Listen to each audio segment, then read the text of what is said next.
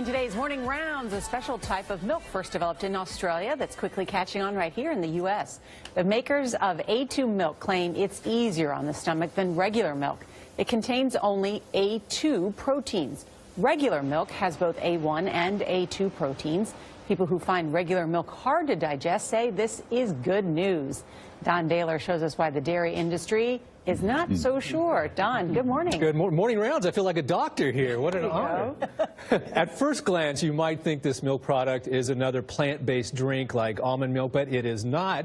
It's pure cow's milk. It has no special additives, and it's not lactose-free. The difference is a type of protein found in the milk, and the makers say the difference can be life-changing. 4 years ago, Lisa Montesanti says her grandson, Nicholas, stopped drinking milk after being hit with severe stomach pain. The symptoms went away when he stopped drinking milk. Here you go.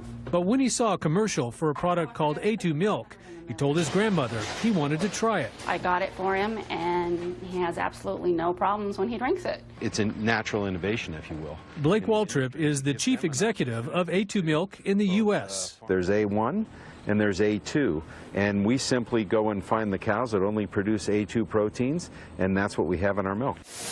Waltrip says that for some people, it's the A1 protein that makes milk difficult to digest. More than likely, everything that we see points to the fact that that intolerance is to the A1 protein, not to lactose.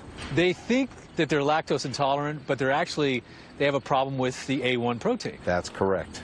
A study funded by the A2 Milk Company claims that when A1 proteins are broken down in the gut, they form a protein fragment called BCM7 that triggers inflammation and symptoms like bloating and abdominal pain. But the National Dairy Council says at this point, A2's claims are purely theoretical and not backed by any scientific research. It's just a theory at this point in time. There is no science that really says that there's any value in this A2 protein relative to conventional milk. 2 studies that I've done were with a small number of subjects, looked at different variables that really don't give us the answer that we need to be able to tell whether or not this is really true or not. Some of the A2 milk sold in stores is produced here at Prairieland Dairy in Firth, Nebraska, where the milk from hundreds of cows that produce the A2 protein is collected. Interestingly, the cows that produce A2 milk are not genetically modified. To identify the ones producing the A2 protein, a simple DNA test is performed on newborn calves using hair follicles. They are then separated from the rest of the herd so there's no cross-contamination. The milk lines must be separated and cleaned thoroughly.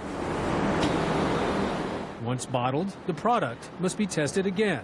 The testing isn't cheap.